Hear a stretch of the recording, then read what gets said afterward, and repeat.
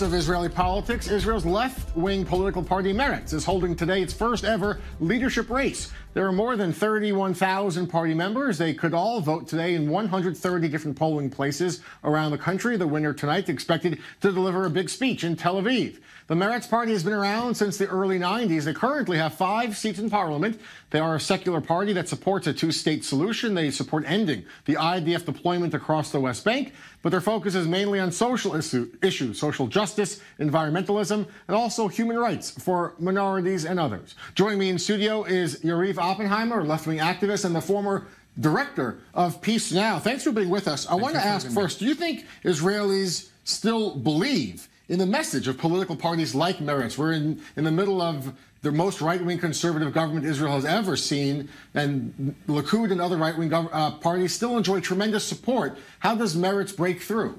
Definitely there are people that support the position of Meretz. The problem is whether they are willing to give their vote to Meretz, because in the political system in Israel, sometimes you prefer to vote for the bigger party, although it's maybe more to the right, but still it's bigger and it has better chance to be in the coalition. And when you vote for a small party, you feel that you are not taking part in the real game between Netanyahu and another candidate from the left.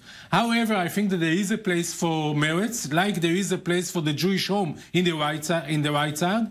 Meretz is giving to the public an alternative ideology, not just on the issue of occupation, but also other issues, as you mentioned. And there is a public for that, for sure. And especially social issues, economic and environmentalism as well. We're seeing on our screens here kind of a run-through of some of the main candidates today. Big election, really, big race within the party across the country. You're here as an analyst for us today. Give us a sense who you think is going to emerge victorious and the key message, again, to make sure people actually vote Meretz in the next election.